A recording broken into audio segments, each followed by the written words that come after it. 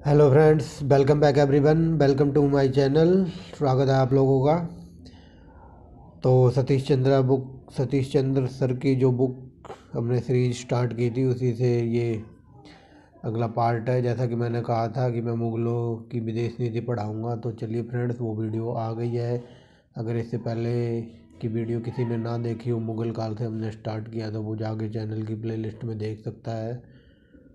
ठीक है फ्रेंड्स, तो चलिए वीडियो स्टार्ट करते हैं, क्योंकि आज ही मैंने ये चैप्टर पढ़ लिया है और पढ़ने के बाद आपके लिए वीडियो प्रिपेयर कर रहा हूँ। ठीक है फ्रेंड्स, तो पहले पेज पे कुछ नहीं है हमारे लिए, हम नेक्स्ट पेज पे चलते हैं। चलिए फ्रेंड्स, यहाँ से देखते हैं। यहाँ भी कुछ नहीं है हमारे लिए, हम यहाँ से देखेंगे। ठीक है फ्रेंड्स, तो 1510 में, ठीक है फ्रेंड्स, 1510 में सफवियों के हाथों, अब मुग़लों की विदेश नीति पढ़ रहे हैं कि उनकी विदेश नीति क्या थी। ठीक है फ्रेंड्स, याद रखना इस बात को। 1510 में सफवियों के हाथों उज़्बेक सरदार शहबानी खान की शिकस्त के बाद बाबर को थोड़े समय के लिए समरकंद वापस मिला। ठीक है फ्रेंड्स, बाबर की बात हो रही है। अगर किसी ने बाबर की वीडियो ना देखी तो ऑलरेडी सबसे पहले ही वीडियो बाबर की बनाई थी मैंने, जाके देख ले। ठीक है फ्रेंड्स, फिर यहाँ से है शाह ईरान से मिली उसी सहायता ने मुग़लों और सफवियों के बीच दोस्ती की एक परंपरा कायम कर दी। ठीक है फ्रेंड्स, सफवी सुल्तान शाह तहमास्प से हुमायूं को भारत से निकाले जाने के बाद शरण दी। मतलब जब हुमायूं को हरा दिया था ना उसने, क्या कहते हैं, शेर खान ने, तो जब हुमायूं ईरान चला गया था, वो मैंने सब पिछली वीडियो में बता दिया है। तो ईरान जाके इसने शाह तहमास्प ने इसकी सहायता की थी और उसे शरण दी थी, वही यहाँ लिखा हुआ है। ठीक है फ्रेंड्स, अब चलते हैं आगे। 1572-73 में अब्दुल्ला खान उज़्बेकों ने बल्ख पर कब्जा कर लिया। ठीक है, जो बदंखा के साथ मुग़लों और उज़्बेकों के बीच एक तरह का तटस्थ क्षेत्र। ठीक है फ्रेंड्स, इधर 1572-73 में अब्दुल्ला खान ने बल्ख पर कब्जा कर लिया, जो बदंखा के साथ मुग़लों और उज़्बेकों के बीच एक तरह का तटस्थ क्षेत्र था। ठीक है फ्रेंड्स, अब चलते हैं नेक्स्ट पेज पे। ठीक है फ्रेंड्स, ये हमारा पहला पार्ट है। यहाँ से ये नंबर 1 लिखा हुआ है मैंने, ये देखो यहाँ से पहला पार्ट है, मतलब पहली हेडिंग यहाँ से है। ठीक है, क्योंकि आगे इस बुक में थोड़ा ऊपर नीचे दिया हुआ है, तो मैं इसलिए ऐसे बता दे रहा हूँ कि क्या पता कोई स्टूडेंट्स नोट्स बना रहा हो। ठीक है फ्रेंड्स, तो ये ऊपर की लाइन है, ऊपर का पैरा यहाँ ख़त्म हो जाता है, दूसरे पैरे की ये पहली हेडिंग है यहाँ से। ठीक है फ्रेंड, ये लिखा हुआ है पहला। ठीक है, नेक्स्ट चलते हैं। ठीक है फ्रेंड्स, तो चलिए नेक्स्ट चलते हैं। दूसरा पार्ट, दूसरा यहाँ से, दूसरी हेडिंग यहाँ से, क्योंकि उधर 72-73 में उसने कब्जा कर लिया था शाह अब्दुल्ला शाह ने, तो दूसरा हेडिंग यहाँ से है शाह तैम शाह तहमास्प की मृत्यु के बाद 1576 में ईरान अराजकता और अव्यवस्था के दौर से गुजर रहा था। ठीक है फ्रेंड्स, शाह तहमास्प की मृत्यु हो जाती है 1576 में। इसके बाद ईरान में अराजकता और अव्यवस्था के दौर से गुजर रहा था। ठीक है फ्रेंड, ये देखिए, उधर 1576 है, उसके बाद ये 76 में इसकी मृत्यु हो जाती है। अब उसके बाद हम सीक्वेंस से 77 पढ़ेंगे। ये दूसरी हेडिंग थी, ये तीसरी थी। ठीक है फ्रेंड्स, तो दूसरी हेडिंग यहाँ से यहाँ तक थी, अब तीसरी पढ़ेंगे 1577 में, क्योंकि 76 में ये मरा, उसके बाद आएगा 77। तो 1577 में अब्दुल्ला खान ने ईरान के बंटवारे के लिए एक प्रस्ताव के साथ अकबर को एक दूत भेजा। मतलब इसने ईरान का बंटवारा करने के लिए अकबर के पास एक दूत भेजा, बट अकबर ने कोई प्रतिक्रिया नहीं दी। ये लिखा हुआ है मैंने पेंसिल से। ठीक है फ्रेंड्स, ये तीसरा पार्ट है, मतलब तीसरी हेडिंग है। पहली हम पढ़ चुके हैं, दूसरी यहाँ से है, ये लिखा हुआ है 2, उसके बाद 3। ठीक है फ्रेंड्स, अब चलते हैं नेक्स्ट। ठीक है फ्रेंड्स, समझ गए होंगे, इसने एक दूत भेजा था ईरान के बंटवारे के लिए, बट अकबर कोई रिएक्शन नहीं देता है। अब चलते हैं आगे। ठीक है फ्रेंड्स, नेक्स्ट है यहाँ से, अब्दुल्ला उज़्बेक ने उस्मानी सुल्तान से भी संपर्क किया और ईरान के खिलाफ सुन्नी शक्तियों के त्रिपक्षीय समझौते का प्रस्ताव रखा। ठीक है फ्रेंड्स, इसने मतलब अकबर को दूत भेजा, उसके बाद इसने उस्मानी सुल्तानों से भी संपर्क किया और सुन्नी शक्तियों के खिलाफ त्रिपक्षीय समझौते का प्रस्ताव रखा। ठीक है फ्रेंड्स, आगे चलते हैं। जवाब में अकबर ने अब्दुल्ला उज़्बेक के पास एक दूत भेजकर, ये फ्रेंड्स भेज लिखा है मैंने पेंसिल से, कर लिखा है साइड में। ठीक है फ्रेंड्स, अब अकबर ने अपना दूत भेजा इसके पास, अब्दुल्ला के पास दूत भेजकर सफवियों के बारे में अपमानजनक बातें कहने के लिए अब्दुल्ला खान को उज़्बेकों को फटकारा। ठीक है फ्रेंड्स, मतलब ये इनके बारे में बुरा बुरा बोल रहा था, इसलिए अकबर ने इनको इसके पास दूत भेजा और दूत ने जाकर मतलब फटकार वगैरह लगाई। तो वो यही सफवियों के बारे में अपमानजनक बातें कहने के लिए अब्दुल्ला खान उज़्बेक को फटकारा या फटकार लगाई या डांट लगाई। ठीक है फ्रेंड्स, यहाँ तक समझ गए होंगे। अब चलते हैं नेक्स्ट पेज पे। 1585 में अब्दुल्ला उज़्बेकों ने अचानक बंदखा पर अधिकार कर लिया। ठीक है फ्रेंड्स, मतलब डांट फटकार के बाद इसने 1585 में, ये देखो यहाँ लिखा हुआ है ना, 1585 में उज़्बेकों ने अचानक से बंदखा पर अधिकार कर लिया। ठीक है फ्रेंड्स, अब नेक्स्ट लाइन है, इसी बीच अकबर का सौतेला भाई मर जाता है। इसी बीच अपने सौतेले भाई मिर्जा हकीम की मृत्यु के बाद 1585 में अकबर ने काबुल को अपने साम्राज्य में समेट लिया। ठीक है फ्रेंड्स, इधर इसका भाई 1585 मर जाता है, तब तक मरने के बाद ये काबुल को भी अपने राज्य में मिला लेता है। इस तरह मुग़ल और उज़्बेक सीमाएं अब पास पास हो गई। ठीक है फ्रेंड्स, मतलब इधर उज़्बेक हो गए बगल में ही और इनके बगल में ही मुग़ल हो गए। ठीक है फ्रेंड्स, अब चलते हैं आगे। इसी बीच उज़्बेकों ने ईरान के खुरासान के अधिकांश हिस्से छीन लिए। ठीक है फ्रेंड्स, इसी बीच उज़्बेकों ने ईरान से खुरासान के हिस्से छीन लिए। अब देखना फ्रेंड्स, छीन लिए। ठीक है फ्रेंड्स, छीनने के बाद फिर अकबर थोड़ा क्रोधित होता है। फिर अकबर ने एक दूत भेजा, फिर दोबारा से देखो यहाँ लिखा हुआ, अकबर ने एक दूत अब्दुल्ला खान उज़्बेक के पास भेजा। ठीक है फ्रेंड्स, क्योंकि इधर इसने ईरान से मतलब खुरासान के छीन लिए थे, तो अकबर ने फिर एक दूत भेजा, अब्दुल्ला खान के उज़्बेक के पास दूत भेजा। ठीक है फ्रेंड्स, और एक समझौता होता है, एक समझौता भी हुआ जिसमें हिंद कुश को दोनों के बीच की सीमा मान लिया गया। ठीक है फ्रेंड्स, हिंदू को कोई उस टाइम कोई प्रॉपर स्थान रहा होगा या कोई क्षेत्र रहा होगा, तो उसके इन्होंने कहा होगा कि इसके इधर हम रहेंगे, इसके इधर तुम रहना। ठीक है फ्रेंड्स, वही बात यहाँ लिखी हुई है। अब देखने आगे क्या होता है। इसका मतलब यह था कि मुग़लों ने बंदखा और बखल को अपना दावा छोड़ दिया। ठीक है फ्रेंड्स, मतलब इन्होंने कहा होगा कि ये जो बंदखा है और ये बल्ख है, इन पर अपना अधिकार छोड़ दो, ये हमें दे दो, जो 1585 तक तैमूरी राजवंशों में शामिल थे। ठीक फ्रेंड, तैमूरी राजाओं के शासन में थे। ठीक है फ्रेंड्स, इन्होंने ये कहा है जो ये बल्ख और क्या कहते हैं बदंखा है ना, मुग़ल, तुम इनसे पीछे हट जाओ, ये हमें दे दो, इसके बदले में हम भी तुम्हें कुछ देंगे। तो ठीक है फ्रेंड्स, अब आगे देखते हैं। जो ये क्या कहते हैं बदंखा और बल्ख है, ये 1585 तक तैमूरी राजाओं के शासन में थे। ठीक है फ्रेंड्स, अब देखना ये क्या कहता है। अब उज़्बेक काबुल और कंधार पर दावा नहीं करेंगे। मतलब ये हुआ कि काबुल और कंधार उज़्बेकों को मिल गया और उसके बाद ये बल्ख और बदंखा इनको दे दिया गया उज़्बेकों को। ठीक है फ्रेंड्स, ये लिखा हुआ है 1585 नहीं, यहाँ से उज़्बेक काबुल और कंधार पर दावा नहीं करेंगे, मतलब ये इनको दे दिया जाएगा, ये इनको। ठीक है फ्रेंड्स, समझ गए होंगे। उज़्बेकों को ये मिला, क्या कहते हैं, मुग़लों को काबुल और कंधार दिया गया। ठीक है फ्रेंड्स, लेकिन अब अगर आगे देखते हैं, अकबर ने 1595 में कंधार को जीतकर एक वैज्ञानिक और रक्षणीय सीमा स्थापित करने का उद्देश्य पूरा किया। ठीक है फ्रेंड्स, उद्देश्य पूरा किया।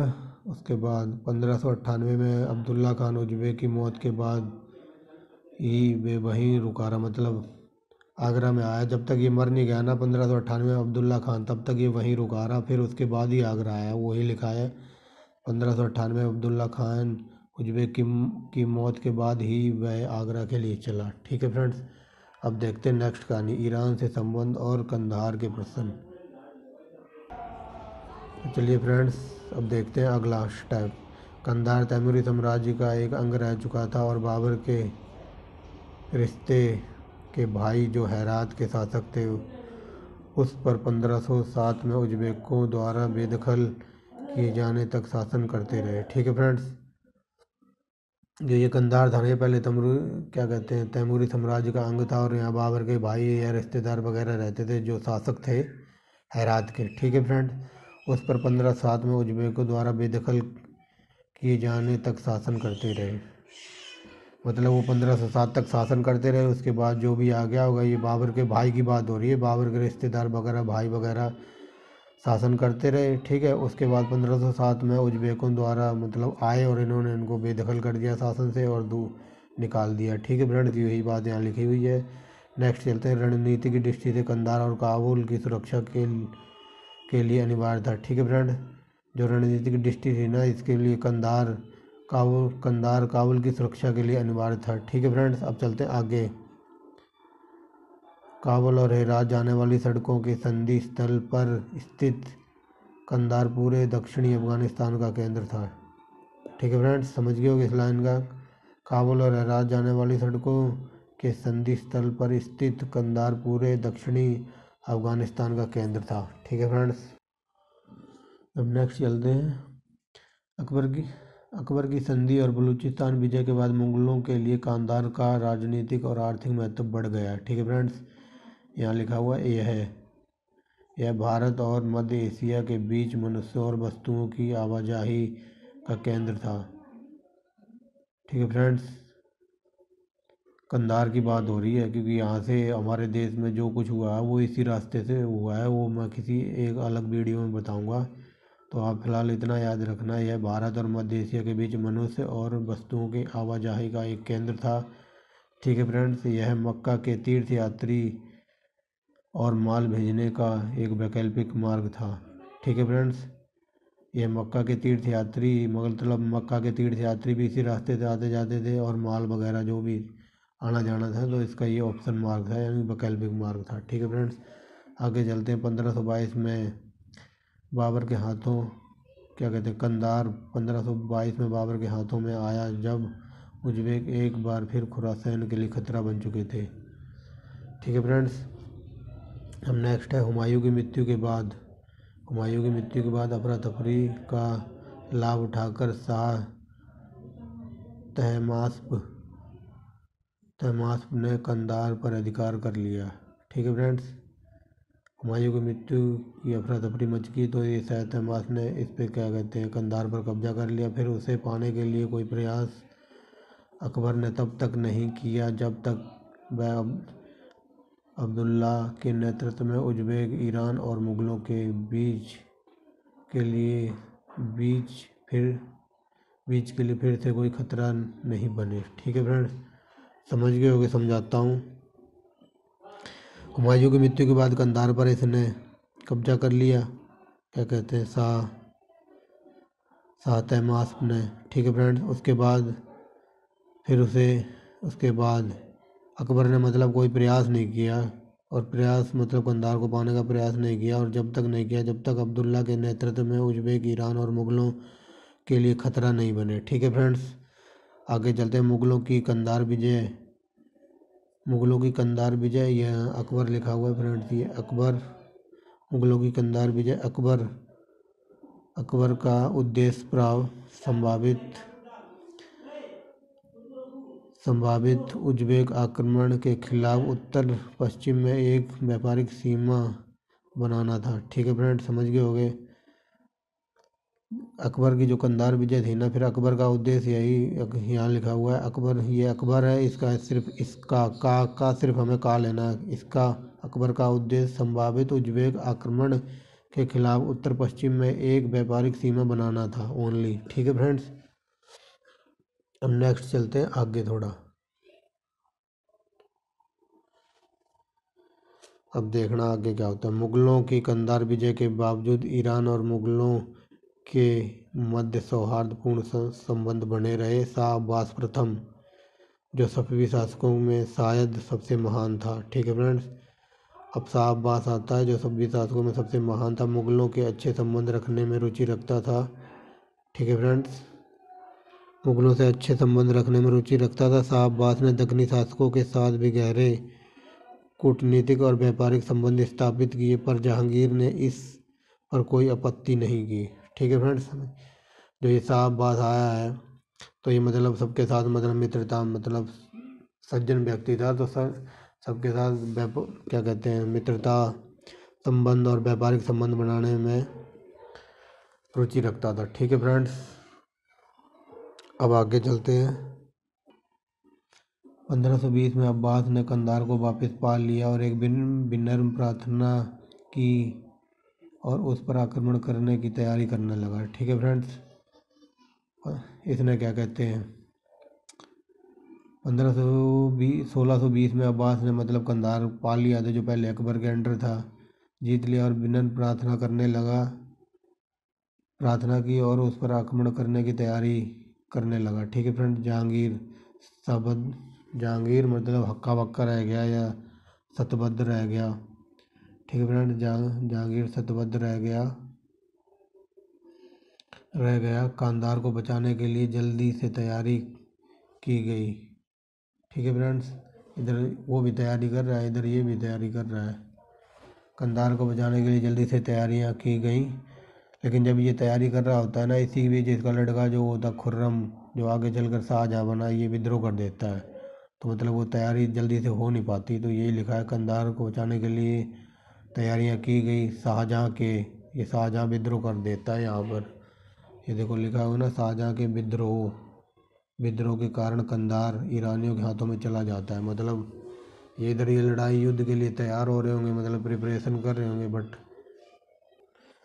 तब तक ये शाहजहाँ विद्रोह कर देता है। ठीक है फ्रेंड्स, यही लिखा है शाहजहाँ के, ये देखो शाहजहाँ के विद्रोह शाहजहाँ के विद्रोह के कारण कंधार ईरानियों के हाथों में चला गया। ठीक है फ्रेंड्स, अब चलते हैं आगे। शाह अब्बास की मृत्यु 1629 के बाद ईरान में उथल पुथल मच गई। इसका लाभ उठाकर कंधार के सूबेदार अली मदीन खान मुगलों की तरफ चले गए, या खींच लिए गए या मिल गए। ठीक है फ्रेंड्स, ये मर जाता है और फिर ईरान में उथल पुथल मच जाती है। फिर इससे ये पता नहीं, इसी स्थिति का लाभ उठाकर जो कंधार के सूबेदार थे ना, अलीमुद्दीन खान, ये अकबर मुगलों ने अपनी तरफ मिला लिया, या कुछ भी कह लो, या ये खुद जाके मिल गए। वही लिखा हुआ है, मुगलों की तरफ खींच लिए गए। ठीक है फ्रेंड, अब चलते हैं। जब ये शाहजहाँ ने विद्रोह कर दिया, अब शाहजहाँ को देखते हैं। शाहजहाँ के बल्क अभियान। ठीक है फ्रेंड्स, शाहजहाँ काबुल पर बार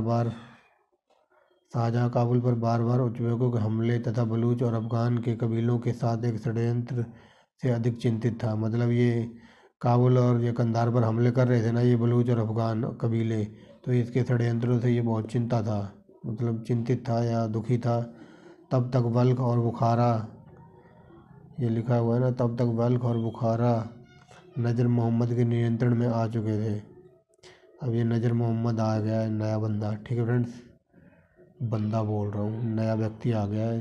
तब तक एक बल्ख और बुखारा नजर मोहम्मद के नियंत्रण में आ चुके थे। ठीक है फ्रेंड्स, अब चलते हैं। नजर मोहम्मद का बेटा आया है यहाँ, उसका बेटा अब्दुल, या फ्रेंड्स आप इस लाइन को ऐसे लिखना, तब तक बल्ख और बुखारा नजर मोहम्मद और उसका बेटा अब्दुल हसन के नियंत्रण में आ चुके थे। मैंने तो ऐसे लिखा हुआ है, यही मुझे बेस्ट लगा, क्योंकि हमें सेंटेंस बिल्कुल अच्छा अट्रैक्टिव बनाना, जिससे बढ़िया नंबर मिले एग्ज़ाम में, मेंस में लिखने में। ठीक है फ्रेंड्स, यही लिखना, क्या कहते हैं, तब तक बल्ख और बुखारा नजर मोहम्मद और उसके बेटे अब्दुल अजीज के नियंत्रण में आ चुके थे। ये यहाँ लिखा हुआ है मैंने पेंसिल से। ठीक है फ्रेंड्स, काबुल और गजनी को पाने के लिए उन्होंने अफगान कबीलियों की मदद से अनेक आक्रमण किए।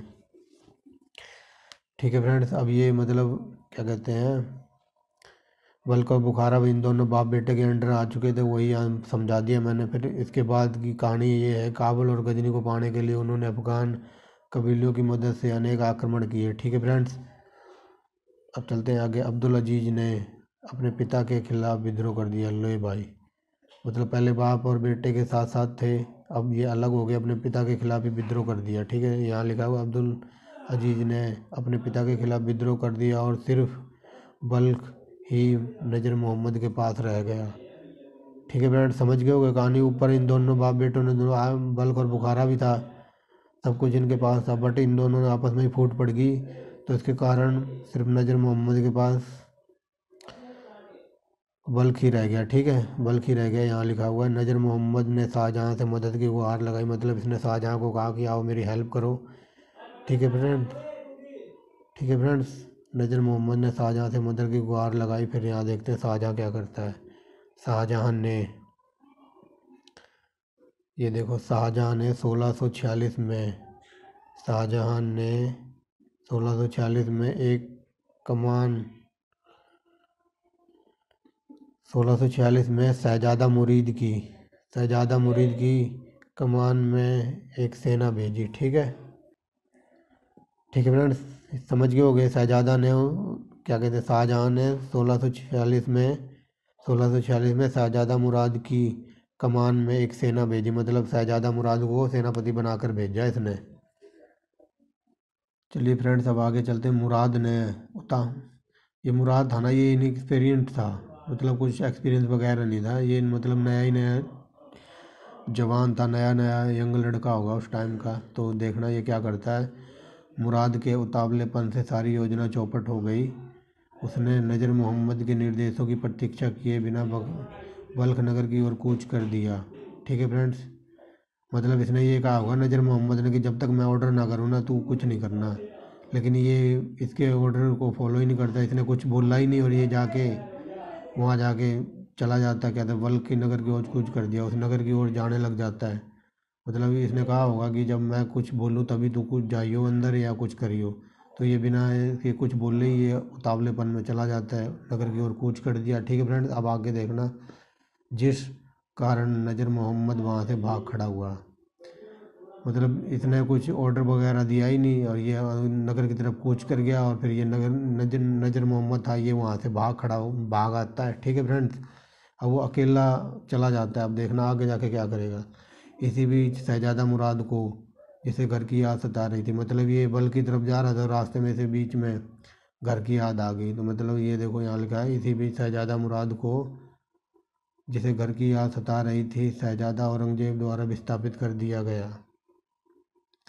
मतलब ये कोई इनएक्सपीरियंस ही था, तो बीच में इसने, मतलब कहीं ये बिना पूछे कुछ कर देता था, और कहीं मतलब कोई लड़ाई वगैरह कर रहा है तो कहीं बीच में इसे घर की याद आ गई या कहीं जा रहा हो, तो फिर औरंगजेब शाहजहाँ को ये लगा कि ये मतलब इनएक्सपीरियंस है, ये तो भाई मरवाएगा, तो इसको ना मतलब पद से ही हटा दिया। ये देखो यहाँ लिखा हुआ है, इसी बीच शहजादा मोहम्मद को घर की याद सता रही थी, शहजादा औरंगजेब द्वारा पद से हटा दिया गया। ठीक है फ्रेंड्स, औरंगजेब ने हटाया था इसको कि भाई तू जा, तू घर पे ही रह।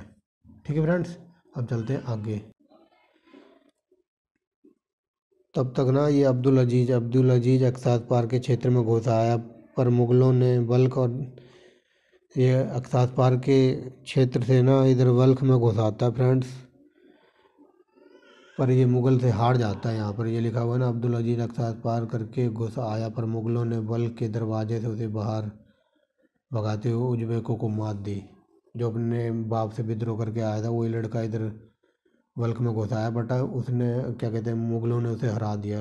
1647 में मुग़लों ने बल्ख के दरवाजे से भगाते हुए उज़्बेकों को मात दी। ठीक है फ्रेंड्स, अब आगे चलते हैं। ये नज़र मोहम्मद अब अपना साम्राज्य वापस पाने के लिए मुग़लों से संपर्क में आया।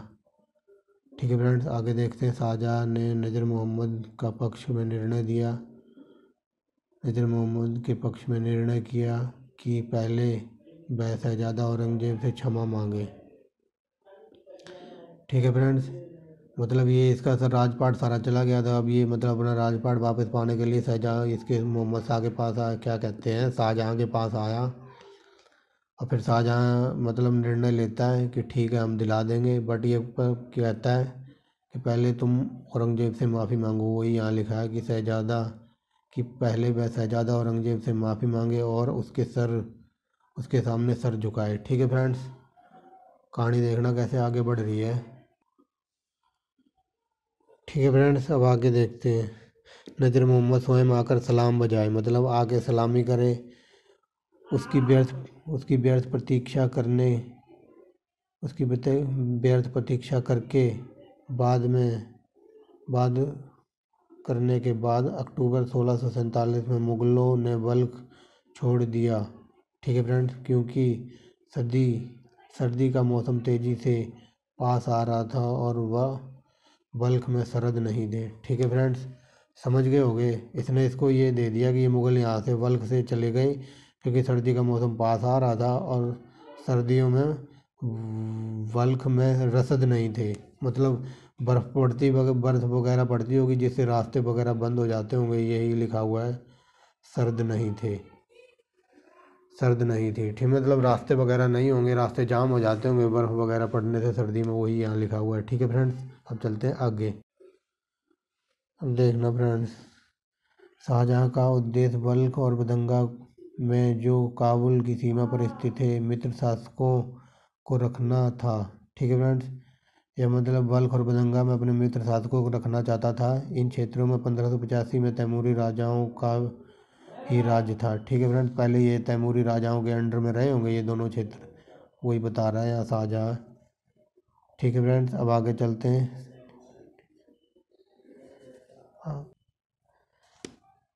अब शाहजहाँ कहता है कि अब देखना शाहजहाँ क्या कहता है इस बल्ख के बारे में। सैनिक दृष्टि से तो ये बल्ख लिखा हुआ है फ्रेंड्स। सैनिक दृष्टि से तो बल्ख सफल रहा। ठीक है फ्रेंड्स, पर लंबे समय तक बल्ख को अपने प्रभाव में रखना मुग़लों के बस के बाहर था। ठीक है फ्रेंड्स, क्योंकि ये इन दो क्षेत्रों पर लड़ाइयाँ वगैरह चल रही थी। तो ये हो गया शाहजहाँ का बल्ख अभियान। अब चलते हैं नेक्स्ट, मुग़ल ईरान संबंध अंतिम चरण। ठीक है फ्रेंड्स, बल्ख में धक्का लगने के बाद काबुल क्षेत्र में उज़्बेकों ठीक है फ्रेंड्स, बल्ख में धक्का लगने के बाद काबुल क्षेत्र में उज़्बेक, खैबर गजनवी क्षेत्र में अफ़गान कबीलाई फिर असंतोष से भड़क उठे तथा हौसला पाकर ईरानियों ने कंधार पर हमला करके फिर से उसे जीत लिया। ठीक है फ्रेंड्स, शाहजहाँ ठीक है फ्रेंड्स, जहाँ तक बात समझ आई, मतलब बल्ख में धक्का लगने के बाद काबुल क्षेत्र में उज़्बेक, खैबर गजनी और अफ़गान क्षेत्र कबीलाई असंतोष भड़क उठे तथा हौसला पाकर ईरानियों ने भी कंधार पर हमला करके उसे जीत लिया। ठीक है फ्रेंड्स, अब ये शाहजहाँ, इनको देखना इन क्षेत्रों को वापस लेने के लिए क्या करता है। शाहजहाँ कंधार को वापस पाने के लिए 3 बड़े अभियान भेजे या लड़ाइयाँ लड़ी 3, वो हम देखते हैं आगे। शाहजहाँ ने 3 अभियान भेजे, मतलब 3 बार अपनी सेना भेजी होगी। अब चलते हैं, शाहजहाँ ने 3 बड़े अभियान भेजे। ठीक है फ्रेंड्स, पहला ये लिखा हुआ पहला अभियान, ये देखो पहला अभियान औरंगजेब ने चलाया। उसे किले से बाहर ईरानियों ने हरा दिया। ठीक है फ्रेंड्स, पहला अभियान औरंगजेब ने चलाया होगा बट उसे किले के बाहर, ये यहाँ उसे लिखा हुआ है, उसे किले से बाहर ईरानियों ने हरा दिया। मतलब पहले में तो ये औरंगजेब हार गया। ठीक है फ्रेंड्स, लेकिन दूसरे तीसरे में भी ये हार ही जाता है, देखना आगे। ठीक है फ्रेंड्स, यहाँ तक समझ गए, पर उसे जीत नहीं सके। ठीक है फ्रेंड्स, मतलब ये हारे और मतलब किले को भी जीत नहीं सके। उसके बाद चलते हैं, ये औरंगजेब देखना क्या करता है। औरंगजेब ने 3 साल बाद दूसरी कोशिश की पर वह नाकाम रही। ठीक है फ्रेंड्स, दूसरी लड़ाई में भी वो नाकाम रहा। तीसरा यहाँ लिखा हुआ है सबसे बड़ा प्रयास अगले साल 1653 में शाहजहाँ के प्रिय पुत्र दारा के नेतृत्व में हुआ। ये देखो यहाँ हुआ लिखा हुआ है। ठीक है फ्रेंड्स, अब चलते हैं। औरंगजेब ने 2 लड़ ली, लेकिन तीसरा अभियान में इसका पुत्र दारा के नेतृत्व में हुआ, पर उसका भी कोई परिणाम न निकला। ठीक है फ्रेंड्स, ये रहा, पर उसका भी कोई परिणाम न निकला। अब चलते हैं आगे। अब देखते हैं फ्रेंड्स आगे, उज़्बेक और सफवी जब दोनों ही अधिकाधिक कमज़ोर पड़ने लगे तो कंधार का वह राजनीतिक महत्व नहीं रहा जो पहले था। ठीक है फ्रेंड्स, अब आगे देखते हैं। औरंगजेब ने कंधार में व्यर्थ का विवाद जारी रखने का फैसला किया और खामोशी से ईरान के साथ कूटनीतिक संबंध भी जोड़ लिए। लेकिन 1668 में ईरान के सुल्तान शाह अब्बास द्वितीय ने मुगल दूत को अपमानित किया और औरंगजेब के खिलाफ क्षुद्र बातें कही। ठीक है फ्रेंड, समझ गए होगे इस लाइन का महत्व, इस लाइन के बारे में समझ गए होगे फ्रेंड्स। मतलब ये क्या कहते हैं, यहाँ से समझाता हूँ। उज्बेक और जो सफवी थे ना, ये मतलब ऐसे ही जोर लगा रहे थे। मतलब उस टाइम पे ना ये कंधार ना राजनीतिक दृष्टि से मतलब महत्व नहीं रह गया था, मतलब कुछ रहा नहीं होगा उस टाइम जैसे कि पहले था, वही यहाँ लिखा हुआ है। आज़ादी के जोर लगा रहे थे तो कंधार वह राजनीतिक महत्व में नहीं रहा जो पहले था। ठीक है फ्रेंड्स, अब चलते हैं आगे। आगे ये क्या कहता है, औरंगजेब ना कंधार के पीछे ऐसे ही टाइम व्यर्थ कर रहा था और विवाद जारी रखने का मतलब लड़ने लुड़ने का फैसला किया। ठीक है फ्रेंड, विवाद जारी रखने का फैसला किया और खामोशी से ईरान के जो कटुनीति थी ना उनमें मतलब ईरान से दोस्ती भी कर ली। मतलब वही बात है कि ऊपर ऊपर से दोस्ती कर ली, अंदर कुछ और ही चल रहा था उसके। लेकिन 1668 में ईरान का जो शासक था ना मुल्तान शाह अब्बास, इसने मुगल जो दूत होते थे पहले, जो मैसेंजर या डाकिया वगैरह कह लो, उसको अपमानित किया और अकबर के बारे में मतलब गंदी बात या अक्षुद्र बातें कही। मतलब औरंगजेब को भला बुरा कहा होगा उसने। ठीक है फ्रेंड्स, अब देखते ही औरंगजेब क्या कहता है। पर कोई कार्रवाई हो इससे पहले ही शाह अब्बास चल बसा। ठीक है फ्रेंड्स, अकबर ये औरंगजेब इससे पहले कुछ करता इसके लिए तोड़फोड़ करता है, इससे पहले ये मर जाता है। ठीक है, अब शाह अब्बास चल बसा। ठीक है फ्रेंड्स, भारतीय सीमा के लिए सभी खतरे तब तक के लिए टल गए जब तक 50 वर्षों से अधिक के समय बाद नादिर शाह नाम का कोई एक नया शासक ईरान के तख्त पर नहीं बैठा। ठीक है फ्रेंड्स, मतलब भारत 50 सालों तक मतलब भारत के ऊपर ईरान की तरफ से कोई आक्रमण ही नहीं हुआ, क्योंकि 50 साल बाद जो ये सबसे सॉलिड बंदा था ना, ये नादिर शाह था। ठीक है फ्रेंड्स, ये वही बात यहाँ लिखी है कि 50 साल तक कोई शासक भारतीय भारतीय सीमा के लिए खतरा नहीं बना, क्योंकि जब तक कोई नादिर शाह ईरान के तख्त पर नहीं बैठा। और जब नादिर शाह के साथ लड़ाई होती है मोहम्मद शाह रंगीला की, तो वो हम किसी और दिन पढ़ेंगे। ठीक है फ्रेंड, आगे चलते हैं। कुल मिलाकर मुगल पश्चिम में एक वैज्ञानिक सीमा रेखा बनाए रखने में सफल रहे जो हिंदू कोश पर आधारित थी और दूसरी ओर जिसका बाहरी गढ़ कंधार था। ठीक है फ्रेंड्स, जब जब हमारे इतिहास में जो भी मेन लड़ाइयाँ हुई हैं ना भारत के इतिहास में, वो इस कंधार काबुल और ये इन्हीं के बीच में वगैरह होती रहती, क्योंकि उस टाइम ये बहुत ही धनी क्षेत्र माने जाते थे। ठीक है फ्रेंड्स, तो यहाँ हमारा चैप्टर ख़त्म होता है। कुल मिलाकर ये यहाँ से बता देता हूँ, कुल मिलाकर उत्तर पश्चिम में मुगल थे ना, मुगल वैज्ञानिक सीमा बनाए रखने में सफल रहे जो हिंदू कोश पर आधारित थी और दूसरी ओर जिसका बाहरी गढ़ कंधार था। ठीक है फ्रेंड्स, एक और लाइन रह गई है शायद, तो ये लाइन रह गई थी फ्रेंड्स, ये और पढ़ लो लास्ट। काबुल और कंधार मध्य एशिया के साथ भारत के व्यापार के दो प्रवेश द्वार थे। ठीक है फ्रेंड्स, जैसा कि मैं पहले ही बता चुका हूँ कि जो भी मतलब लड़ाई, अब आप खुद ही सोच लो लड़ाई किस क्षेत्र पे होगी, जहाँ पर मतलब व्यापार ज़्यादा हुआ, मार्केट वगैरह, या जहाँ पर अच्छे